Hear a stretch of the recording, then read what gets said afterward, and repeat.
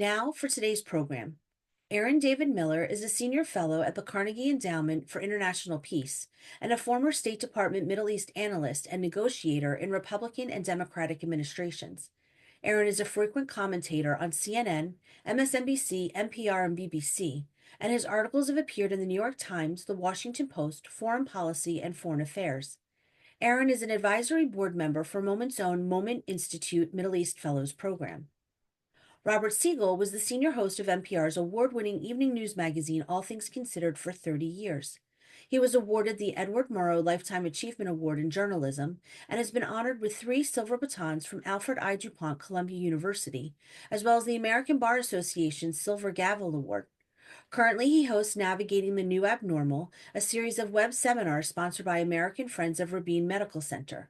Robert is a special contributor to Moment Magazine and serves on the advisory board for Moment's Daniel Pearl Investigative Journalism Initiative. Please welcome Aaron David Miller and Robert Siegel. Thank you, Suzanne. And Aaron, it's always good to talk. Nice to see you. You too, Robert, and thanks to Suzanne and Moment for this conversation. You bet. For me, there are broadly two subjects that I'd like to hear from you about. One is Gaza, the state of considering what happens next there and the impact of President Bush's, to put it mildly, unusual plan for Gaza. And then also Iran. I've been thinking of this headline in today's Washington Post. The lead story is Israeli strike on Iran likely, says U.S. intelligence, and the strike would be on, according to the story, on Iranian nuclear facilities. So beginning with Gaza right now, if you were to update us on where we stand, how successful the deal that apparently will go into phase 2 involving Hamas and Israel, negotiated by the U.S. and the Qataris, I guess. Does it mean that the main phase of the Gaza war is over? Is this a brief respite in the fighting? Where do we stand? I think the implementation of the Israel-Hamas agreement, and let's be clear here, this is not an agreement between the United States and Switzerland. It's an agreement that was indirectly brokered on the part of two combatants who, frankly, are interested in one another's destruction and who have inflicted October 7th, Hamas against Israeli civilians and Israel's prosecution of the war in an effort to destroy Hamas as a military organization, inflicted incredible trauma and pain. It was never going to be smoothly implemented. Frankly, I'm surprised. We're now in the 5th week. There are 2 more exchanges that will take place that will define the end of phase 1. On Saturday, 3 Israeli males will be exchanged for an asymmetrical number of Palestinian prisoners. The Israelis have withdrawn from the Netzarim corridor, and I believe next week they're obligated to withdraw from the Philadelphia corridor to a predetermined buffer zone. Humanitarian assistance has surged into Gaza, not nearly enough to compensate for the condition of the civilian population, which continues to lack access to potable water, to sanitation, to reliable food deliveries and medical care. There was and still is, I suppose, a crisis which developed over the last week. Hamas took initially the position it was going to suspend the release of hostages. Why? Unclear. They cited Israeli violations. They also cited, and we'll transition, I hope, into what I call President Trump's Gaza gambit. They also cited the president's words on Gaza, and may have been under some pressure, frankly, to take a tough response. The Israelis, of course, responded that in fact, if there were no hostage releases, Hamas was in violation, and the war would resume. The president then interceded and made another statement in which he said he expected that by Saturday noon, all of the hostages, all of them, would be released. And if Hamas did not comply, then all, quote unquote, all hell would break loose. And put the prime minister, I suspect, in a difficult position. The Israelis responded by saying that they expected, quote, our hostages to be released on Saturday.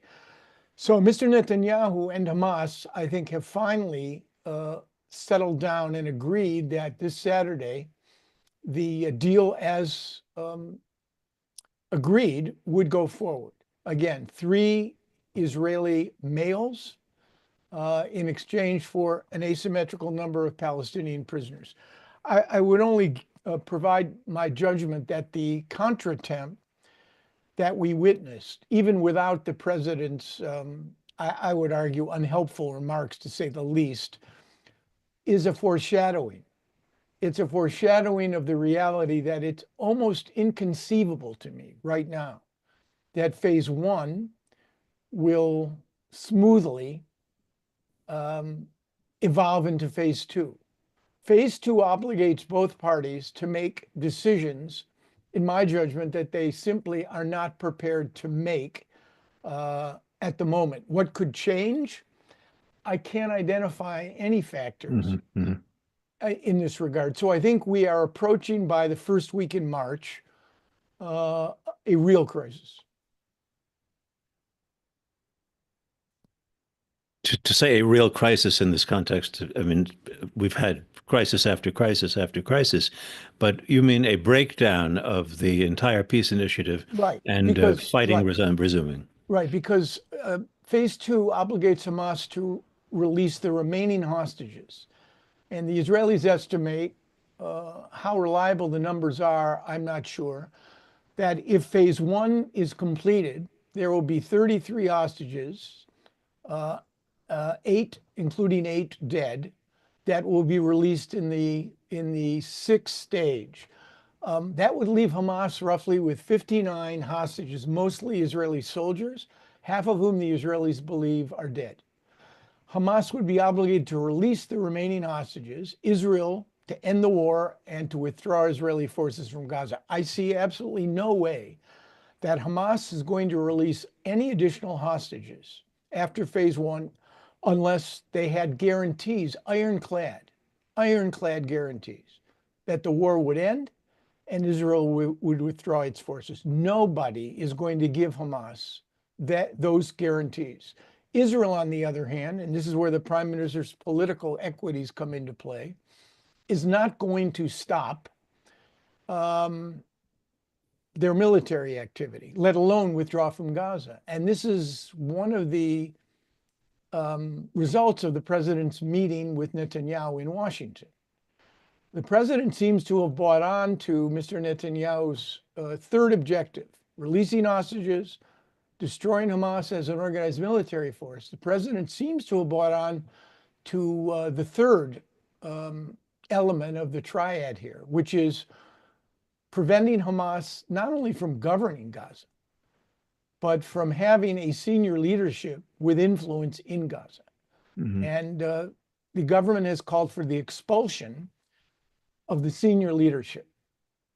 And if that is in fact the way the Israelis and the Americans are interpreting phase 2, then there's no way we're going to get there, because Hamas is not going to agree to leave Gaza. Aaron, if in fact the demand were made of to expel the leadership of Hamas from Gaza, who in theory would be doing the expelling? Well, it would have to be assuming Hamas's patrons and the organization agreed. And remember, the senior leadership of Hamas mostly has been eliminated by the Israelis over the course of the last year, including Salah Haruri in Beirut, Ismail Haniyeh in downtown, you recall, in downtown Tehran, Yahya Sinwar in Gaza, Mohammed Sinwar, his brother, and several brigade commanders appear to be the ones who are making decisions inside. The external leadership, which is active, what the internal leadership contemptuously referred to as the hotel boys, the ones who are, again, able to move between Doha and Cairo, and who are serving as cutouts in the negotiation, presumably they would not be included in the in this sort of policy. In other words, the Israelis would apparently provide safe passage if the external leadership wanted to Yeah. leave. It's hard for me to see that right now. If you had an alternative governing structure in Gaza, maybe. But Hamas is deeply rooted in Gaza, and despite the misery and death and destruction that they have caused to the bulk of the civilian population, the reality is they will survive as an insurgency, able to influence events through co-optation and intimidation. And since there is no alternative governing structure, Robert, Hamas is simply too weak and perceived to be too illegitimate Yeah. to presume to govern Gaza. And no international force, either mandated by the Security Council or outside of it, and no Arab boots on the ground. The most likely scenario is Hamas survives, the Israelis continue to move in and out of Gaza in an effort to what? Preempt future attacks and destroy Hamas as a military organization. Mm-hmm. And humanitarian assistance not surges, but dribbles in. That is a very grim forecast. One implication of President Trump talking about him, he says, "I would own Gaza." I think he means the United States, but he tends to put it in the personal pronoun. I would own Gaza, and we'd develop it as a seaside resort. He's not the first person to. I don't think he's ever been to Gaza, but certainly anyone who has been there has noted the irony of this beautiful location on the Mediterranean where Gaza is, and the abject poverty of the refugee camp neighborhoods quite near it. But that certainly suggests that the amount of progress that's been made toward figuring out what would be the post-war governing authority of Gaza sounds like it must be zero if Trump is introducing something so completely off the wall as his own ownership of it, with complete expulsion of nearly 2 million Palestinians. I mean, I've lost count of the number of post-conflict plans, rational, well thought out plans that think tanks, governments, Europeans, Israeli NGOs have produced. But there's been absolutely no implementation or even readiness of these plans for any number of reasons. Hamas is an obstacle. They're not willingly going to put itself out of business. The current government of Israel, the most right-wing in Israel's history, has not been willing, presided over by Benjamin Netanyahu, not to put too fine a point on it, on trial for bribery, fraud, and breach of trust in a Jerusalem district court before 3 judges 4 years in running. He cannot discuss rational, well-conceived post-conflict plans because invariably that brings him into conflict with returning and supporting the Palestinian Authority and then creating a pathway, some political pathway to an end game. Yeah. Let's say, just for the sake of argument, 2 states. Itamar Ben-Gvir has left the government, threatening to stay out if the war does not resume after phase 1. Bezalel Smotrich remains in the government, threatening to bolt if Netanyahu does not resume the war. That would leave him, if he's got 62 seats, you need 60 plus 1 to govern. Yair Lapid has offered, the opposition leader has offered Netanyahu a safety net, at least through the period of implementation of the agreement, should the government collapse. There's no way Benjamin Netanyahu is going to accept that. I would also just say, I had 27 years working for Democrats and Republicans, Jimmy Carter through Bush 43. Rarely, if ever, has there been a proposal, in my judgment, that is more detached from reality than the one the president has offered up. It tethers the United States to, at best, voluntary or forced transfer of hundreds of thousands of people. It validates the fantasies of the Israeli right wing. It undermines both Egypt and Jordan. The fact that the president of the United States is considering and has said publicly that he's willing to restrict economic and military assistance to Jordan and Egypt if they don't accept hundreds of thousands of Palestinians is, just a flagrant undermining Yeah. of the national interest. And finally, it sends a terrible signal to every authoritarian. I'm thinking Vladimir Putin and President Xi of China, that if you want territory, just give a press conference, say you're going to buy it or take it or develop it without any justification whatsoever. So there is absolutely no way this plan, this gambit, Mhm. could be implemented in the form that the president has deployed it.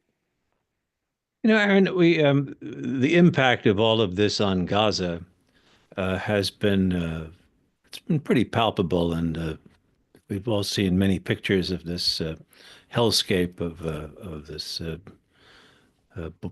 little strip of land. Uh, how would you describe the impact of all this on Israel? That is, how changed is Israel since the start of the Gaza war, since the Gaza attack on southern Israel? And in what ways might someone who hasn't been there for a while uh, find it different just over the past year and a half?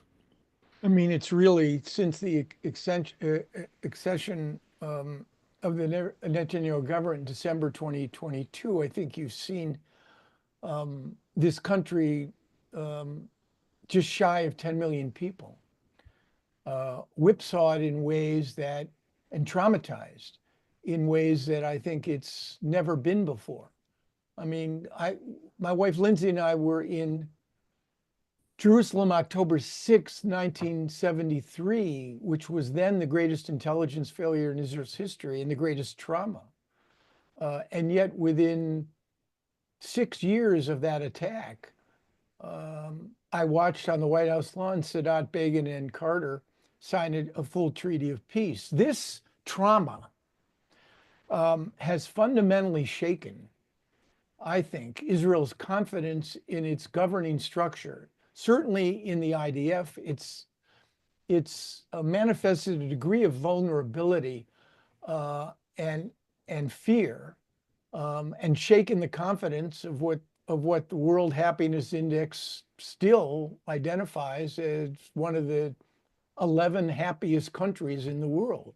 I think polarization has increased as a consequence of the Netanyahu government's efforts to implement judicial reform, which is essentially a fundamental effort on the part of the government to change the balance of power between the executive and the legislative branch, which in Israel is combined. Prime Minister gets a majority of seats in the Knesset. Unlike here, we do not have Israel does not have three branches of government, which the founders viewed as having shared and separated power. In Israel, it is the courts and public opinion that offer the greatest constraints against aggrandizement of power. So in many ways, the most uplifting feature has been the extraordinary willingness of Israelis to serve and to sacrifice. At the same time, I was buoyed by the fact that for 42 weeks in a row, a country of just under 10 million people ended up putting hundreds of thousands in the streets in defense of a relatively unified conception of what their country meant to them. And it's an editorial comment, but I watch again what is happening here with the breaking of norms that we never believed possible, the undermining of our institutions. Unlike Israel, we won't put hundreds of thousands of Americans out into the streets protesting in defense of a unified conception of this country. That is a major, major problem here. But again, I think for a small country, what the Israelis have been through over the course of the last 2 years has been quite extraordinary. There have been uplifting moments and pride, of course, in the way the Israeli Defense Forces have deployed their intelligence and their acumen in terms of weakening Israel's enemies. Israel now has escalation dominance. in Gaza, in Lebanon, and I would even argue in Iran. The question, and we're going to get to Iran, but the question is, can this escalation dominance be translated into more durable political and security arrangements? That's the core question. And that, Robert, requires the one thing. I'm not an Israeli, but I have a view. That requires leadership of a caliber which, in my judgment, does not exist in Israel, at least with respect to the current government. Let alone that leadership doesn't exist on the Palestinian side either. And I'm increasingly persuaded it doesn't exist here in Washington. As you say, we should talk about Iran. At the beginning of the session, I showed the Washington Post front page this morning, which says that it is now intelligence sources tell the Post that an Israeli airstrike on Iranian nuclear facilities is now likely. And the article, to me, is a little bit cryptic in that it says that to do it, it would need for military reasons, the support of the United States for aerial refueling and other things. And it's not clear that that approval has been given, but it says that these airstrikes would be likely. Obviously, Israel, if this is true, feels emboldened to do this based on their success in destroying Iranian anti-aircraft and anti-missile defenses, which was a huge success. What does it get Israel to stage airstrikes on Iran? And do you think that President Trump, who has spoken about negotiating what he thinks would be a better deal with Iran, is it consistent with what he's been talking about? Right. You know, I first have to raise the question, Robert, because you held up the newspaper. Yeah. And I'm glad you're reading the newspaper in print, by the way, not just online. My kids tell me they read the Times and the Post online. I don't believe them. But you have to ask yourself a basic question. Why did this article, Why is this there? Yeah. Why is this on the front page? This page? article appear? I'm a former member of the intelligence community. I worked for 5 years at Bureau of Intelligence and Research, which is one of the 16, State Department, one of the 16 elements of our intelligence community. These things don't happen. This is not, we didn't get out of bed this morning and wake up to read this article in the paper. It just happened to appear. Mm-hmm. And presumably it was not a unauthorized leak. There's been no tick-tock on the part of the Trump administration. They now control the U.S. intelligence community. So the question is, why did this article appear today? And yes, it is cryptic. Is it a trial balloon, or is it just for lack that the Times doesn't have a Tehran edition that it could put it in? No, the question is it part of what the intel community would describe as psyops, psychological operations? Is it an effort to, is it a signal to Iran and to others that the Israelis have this as an intention? Is it an effort to change Iran's calculations with respect to a putative negotiation with the administration that hasn't taken place yet? Within weeks or months, if that is the judgment of the intelligence community, I would beg to differ. First of all, the argument is being made to the Prime Minister. There is no better time.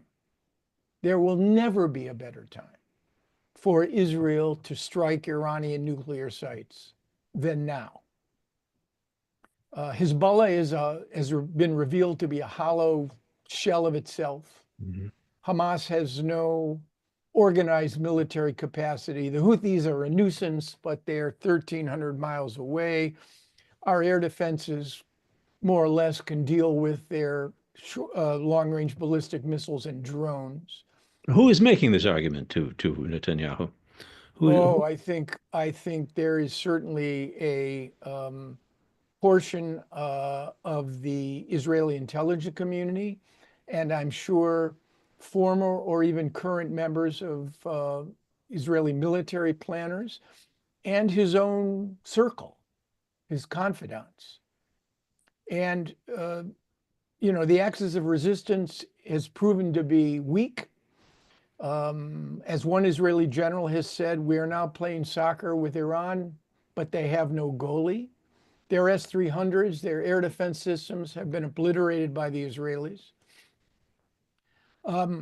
They have the capacity, probably within 6 to 8 months, to produce. They certainly have enough fissile material within weeks, but they then have to prepare a physics package and a delivery system and put a nuclear warhead on a missile. That's going to take time, but they can do it. So, Mr. Prime Minister, you have a president who said before he was elected, it would be the first target that he would recommend the Israelis take out are the nuclear sites. So it's a perfect storm. Why not strike now? That is the argument that's being made, I think. If the prime minister had reached the conclusion that that's what he wanted to do, he would need, however, to coordinate with the administration. And whether the administration is prepared 3 weeks into their tenure to provide that green light, I very much doubt. I think Donald Trump, at least for the, let's say for the foreseeable future, wants to test the proposition that in fact there is some sort of diplomatic off-ramp that he would be able to negotiate with Iran that would preempt and avoid an Israeli and or a US military strike. Israel cannot destroy Iran's nuclear infrastructure by itself. That is it can delay it by months, perhaps, or maybe a year. That is the most effective counter argument as to why Israel would not strike Iranian nuclear sites. Iran would then, because if they strike within weeks or even months, Robert, really there is no Iranian nuclear capacity. And if the Israelis struck, I think you'd see the Iranians and the Chinese basically not being unwilling and or unable to recommend a course of action in which Iran would now, with the consent of many, develop a nuclear weapon. The only thing that could constrain Iran's decision to actually make a bomb would either be a change in regime to one that was less acquisitive, that didn't want a nuclear weapon, or alternatively, an agreement that would delay, not for a period of months, but for a period of years, Iran's nuclear program. There is a third option, which is an American strike, which could in fact destroy their program. But then again, what are the risks and consequences of that? Once scientific knowledge enters the heads of scientists in any community, it's very difficult to essentially destroy their capacity to make a weapon. And this is not a happy situation, because as long as this regime endures, I'm not arguing for regime change. I'm not sure we have the capacity to do it, but as long as this regime endures, we all will be living one screwdriver, figuratively speaking, one screwdriver's turn away from Iran being able to make a nuclear weapon. Yeah. And that assumption, that point of departure, is what motivates Israelis to strike Iran's nuclear sites. It's what has compelled the last 4 or 5 administrations to publicly assert that we will not allow Iran to acquire a nuclear weapon. Right. I just don't think we have a strategic problem with this country, and we have no strategic solution.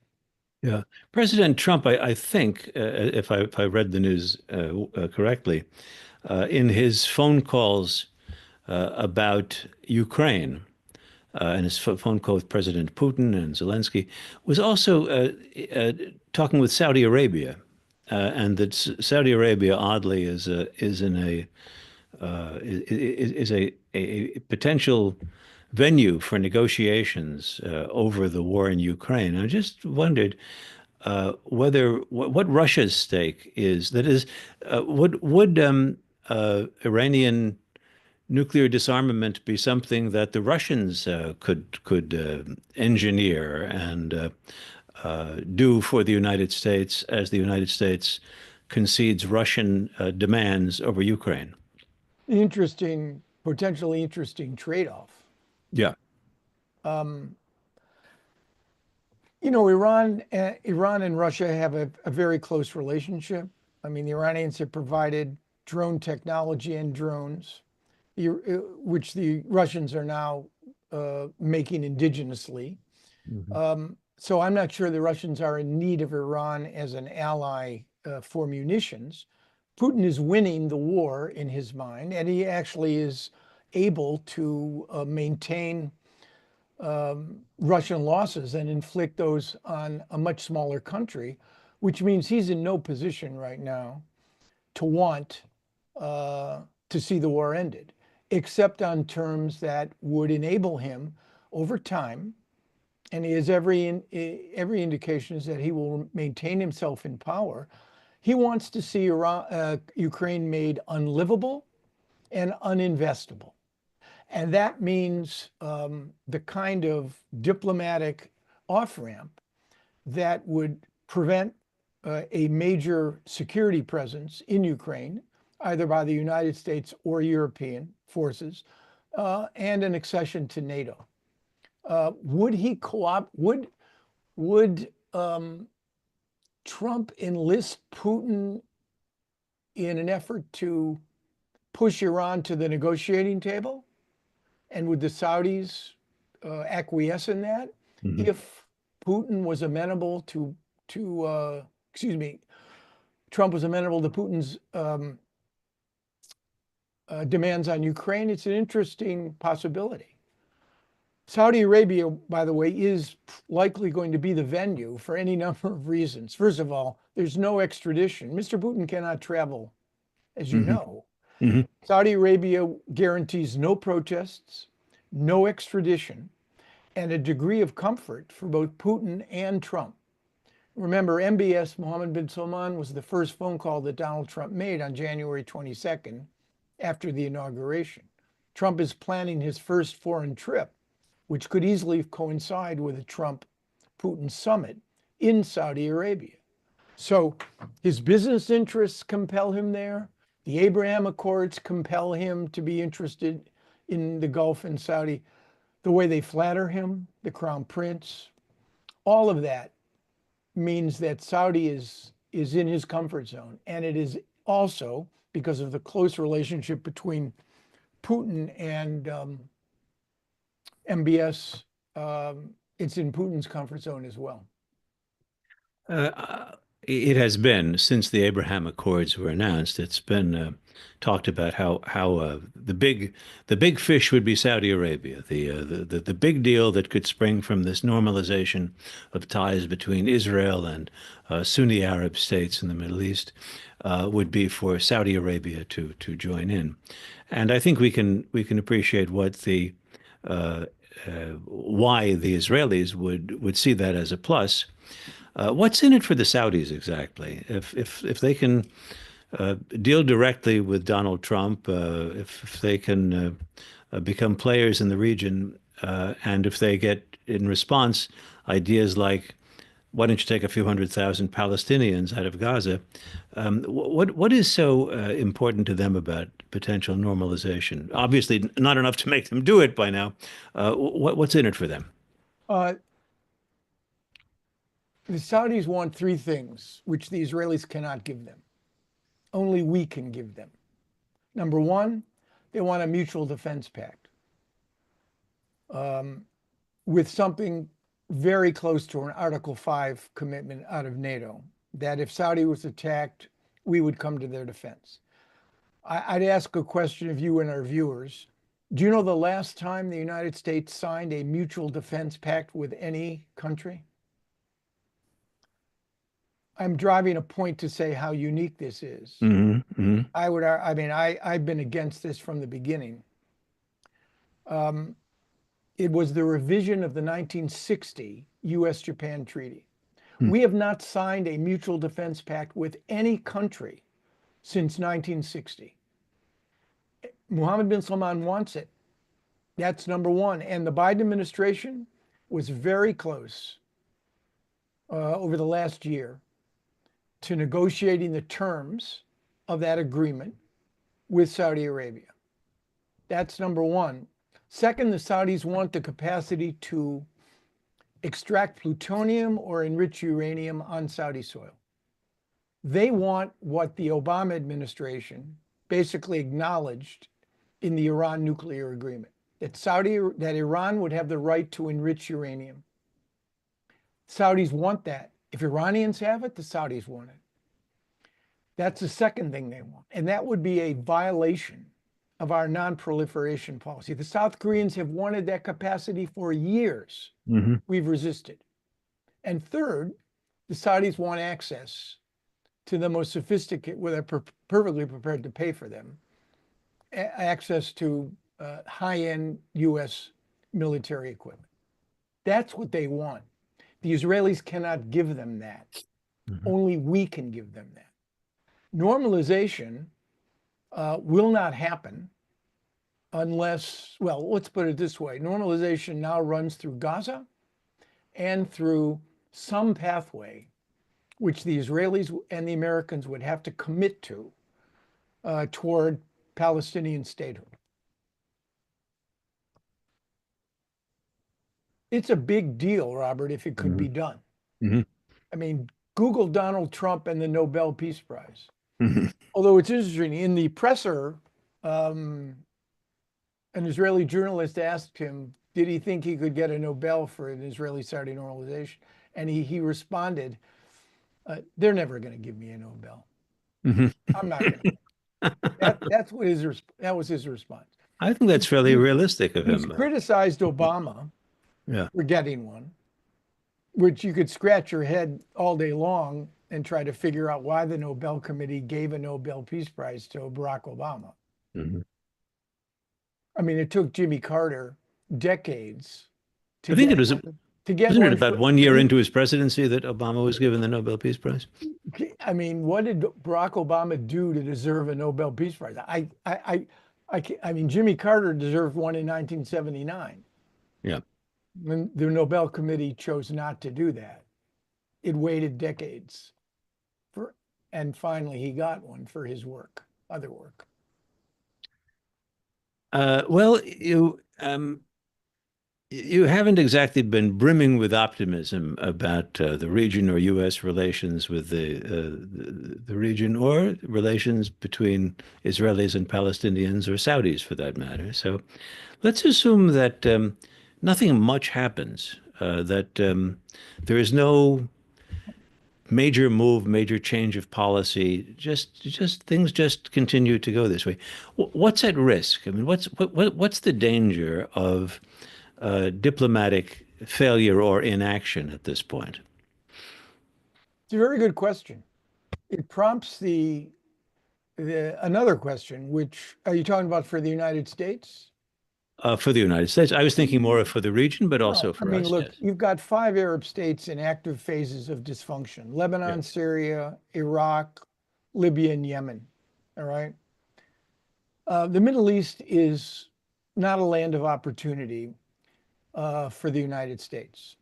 The peoples of the region, to varying degrees, I think are sort of it's the most broken, angry, and dysfunctional region of the world.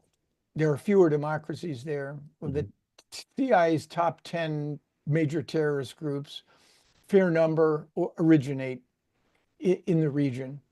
For the United States, I think, my view of this is that we have three must-have interests and a lot of it would be nice to have interests.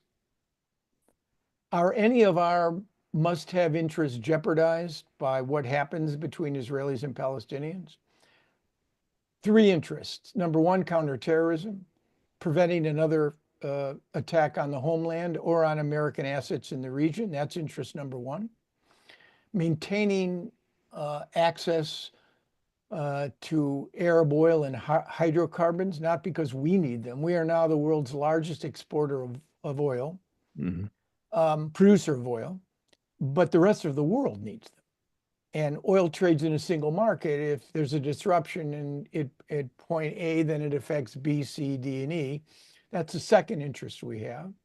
And the third is preventing the emergence of a regional hegemon with a nuclear weapon. All three of those interests relate to America's security and prosperity. Everything else, it's not that it's unimportant. Israeli-Palestinian peace is very important. The future of Syria is very important. Stability in the Arab world is very important. Security of Israel is very important. But we can't deliver those things. They're beyond our capacity to actually control. So, I mean, my view, and we don't have to talk about it now, but my view is that the greatest challenge we face is not going to come from President Xi or Vladimir Putin or the Ayatollah or from Hamas. It's going to come from, it's a domestic local challenge. That's really where American interests, institutions, credibility, power derives from. Our domestic resilience, our values. And that's under great challenge now, unprecedented challenge. So I think we'll be fine, okay? The Israelis and the Palestinians over time will not be fine. Because what is missing from this region is the one thing that is absolutely essential for anything good to happen. And that is leaders who are masters of their political houses, not prisoners of their ideologies, leaders who care more about the security and prosperity of their peoples than keeping their own seats, leaders who are prepared to make critically important decisions. And where are they? Where are the Sadats and the Begins? Where are the King Husseins and the Rabins? Where are they? Where are the Mandelas and the de Klerks? They're nowhere to be found, Robert. That's my single greatest concern. I can't fix that. You can't fix that. Donald Trump can't. Oh, I might add, leadership in Washington. In a minute, I'm going to hand off to Suzanne, who will put some questions that people have submitted. But I just want to ask you, I'll ask you for the short version of your answer. But we heard the defense secretary say this week that the U.S. has to turn away to some extent from European issues because its main interests are elsewhere. And this is the shift to Asia that we heard since the Obama administration, at least, a great anxiety that the U.S. should shift its interests to Asia. Do you feel that we are at the end of a leadership role that the U.S. has played since the Second World War, and then very affirmatively in the aftermath of the Second World War, in which the U.S. was the political and security guarantor of an alliance of democratic states, mostly, but not only in Europe, and that the U.S. was a leader not just for being rich, but for also standing for certain attractive principles to people. Are we at the end of something? I'm very wary.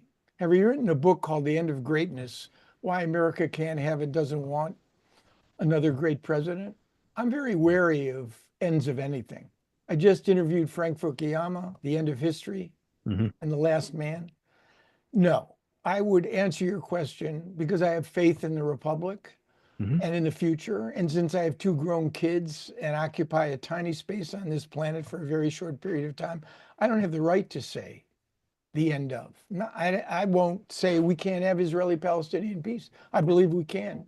It's not my right to mortgage and judge and basically say this won't happen and that won't. I would only say to you, in the wake of Vietnam, I was told we would never lead again. In the wake of Iraq and Afghanistan, the two longest wars in American history, I was told we would never lead again. In the wake of the dysfunctional Biden administration withdrawal from Afghanistan, right decision, executed badly, I was told we would never lead. We'd never lead again. I am worried, Robert, about where we are at home as a country. I am worried that our credibility and our believability is compromised, and that the issue of leading and having other people follow is at a very low point now. There's a wonderful line from Henry IV, Act 3. Jack Kennedy loved this line. One character says to the other, "I can summon the spirits from the vasty deep." And the other man replies, "But so can any man. The question is, do they come when you call?" Kennedy loved that line. I love it too. And that's the question. Will the world come when we call in this administration? Now, I say to you, the world is stumbling all over one another to come and seek Donald Trump's approval. Yeah. People can't get here fast enough. Everybody, including Vladimir Putin. And Donald Trump is about to hand Vladimir Putin an unbelievable victory without any preconditions, no conditionality. Putin's isolation, his denormalization is about to end. The American president is going to sit down, embrace him. That if I were the frontline European states, Poland, the Baltics, I'd be worried. Aaron, always great. Suzanne, Robert. let's hand off to Suzanne and for people. Thank you both for unpacking all of that. Let's go back to Iran for a minute. A few people have asked, why does Israel not destroy the IRGC instead of trying to take out their nuclear infrastructure? And somebody else asked, you said that Israel couldn't really do it, but the US could. And what's the difference in terms of nuclear infrastructure? In terms of the second question, Israel is operating at a disadvantage. I mean, they had remarkable success October 28th, I believe, October 26th, in doing standoff strikes against Iran's ballistic missile capacity and its production facilities and its air defense. Israel can operate at those margins, but they need refueling capacity and they need bunker buster bombs, and they cannot operate day after day after day, week after week after week. The US can deliver shock and awe against Iran's unconventional and conventional military facilities and capabilities in a way that dwarfs Israel 1,000 times. And if you wanted to destroy a decentralized nuclear infrastructure deeply buried, you need big bombs carried by big planes, and you need redundancy. The Israelis cannot deliver that, which is why I would argue the trade-off between attacking Iran's nuclear sites from that distance, whether it's done in standoff strikes by air-launched ballistic missiles, or whether it's done by smaller bunker bombs by actually hovering and striking targets in Iran with Israeli aircraft in Iran, what does that buy you? Even if it bought you a year, it's going to resurge Iran is going to resurge, and it will resurge with a legitimacy and a ferocity. And most countries, I mean, a lot of Iranians don't like their government, but you know, most countries, most publics, when attacked by a foreign power, don't invariably and inexorably rise up against the Iranian regime and say it's your fault. The regime will rally, also internationally. So that's my answer as to why the U.S. could do it, doesn't want to do it, but would do it, and could be more successful. But even then, what, you'd buy yourself 5 years? You need a new regime, which is not interested in acquiring a nuclear weapon. And, you know, that's not something we have the capacity to produce. The Iranian public does, and that may come. And by the way, I might add, there's no guarantee. Had the Shah not been died of cancer and not been forced into exile, I guarantee you, Iran would have had a nuclear weapon, probably with our help or acquiescence, since Iran was an American ally and a friend of Israel. In terms of Trump's push to take over the Gaza Strip, can this really happen, or is it just noise? And if he keeps saying this, what might this do to relationships and the peace treaties with Egypt and Jordan? That is a critically important question. The degree to which, well, let's get to the first part of the question. So how do you, population of Gaza is 2.3 million people. It's roughly twice the size of the District of Columbia. It's among the most densely populated areas of the world. When the president proposed his Gaza gambit, he used the figure 1.7, 1.8 million Palestinians. How then do you forcibly deport into exile? And by the way, there's no temporary relocation. In the Middle East, what is temporary more often than not becomes permanent. How do you do this? Who does it? Does Donald Trump deploy the U.S. military? Would the U.S. military agree to deport millions of people? And where do you send them? Egypt will close its border. Jordan will close its border. So then what do you do? I'm sure a lot of Israelis would love to close their eyes. Certainly a lot of Israelis, members of this current government, would love to close their eyes. And when they open them, there would be no Palestinians in Gaza. There are elements within the Israeli government that see this plan as opening the door to the Israeli resettlement. But you can't do this. You just can't do it. And if the Israelis buy onto it, the defense minister, Katz, was talking about voluntary departure of Palestinians. I'm not even entirely sure what that means.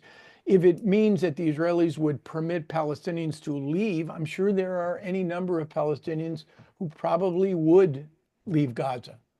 But the vast majority, however desperate their circumstances, won't, not under an American ultimatum acquiesced in by the Israelis. So I see this proposal as just tethered to a galaxy far, far away, not to the realities back here on planet Earth. I just don't see how it is implemented. And the costs of, I mean, it's frightening just to think about the implications of what Donald Trump is proposing. And by the way, Palestinians would not be allowed back in, according to the president's latest rumination on this. Has anybody been talking about what to do with rebuilding in terms of the amount of rubble, the amount of destruction? How does that happen with everybody living there and housing them? And is anybody given any thought to that and trying to come up with ideas of how to make that happen? There are, I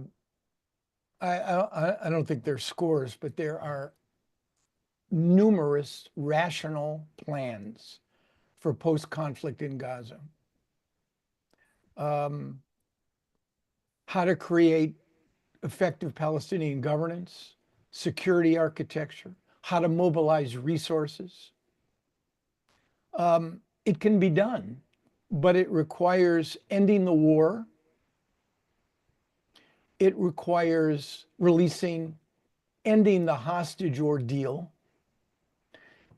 And it requires a degree of stability and security which would allow not just the surging of humanitarian assistance, so Palestinians have access to potable water, sanitation, proper diet, medical facilities. And that requires a permanent ceasefire. But we're heading into March. I think we may be faced with another outcome. So I think it's a incredibly heavy lift for the reasons that you identify. I suppose you could put in enough caravans and mobile homes, tents, to house and feed. Maybe not. Maybe not. And as we start to wrap up, we get this question every time you're with us, but we'll ask it again. Two-state solution, is it something that can be done at this point? I mean, I see in the wake of October 7, with the absence of leadership, and the anger and animosity, mistrust, lack of confidence, and trauma that has befallen Israelis and Palestinians, the absence of leaders in Israel and presiding over the Palestinian national movement, I can't rule it out for the reason that I said. We can't see what's in front of us. And who knows where this could go. So no, I see no chance of that. And I'll use the term for the first foreseeable future. I don't know what that means, but the arc of history bends in very strange ways. And as I mentioned before, I don't have the right to say no, and I won't say no. It just requires it requires, for the fifth time, leaders we don't have. Well, I want to thank you, Aaron. Thank you, Robert. Like I said, for unpacking all of this. There's so much more which we didn't get to. I'm sorry we couldn't get to all of our audience questions. I'm sure there'll be many more developments in the coming days and weeks, and we look forward to having you both back with us to help us understand this as well. Suzanne and Robert, thank you. Yes. Thank you, Aaron, and thank you, Suzanne. Thank you. We will see everybody next time. Bye-bye. Take good care.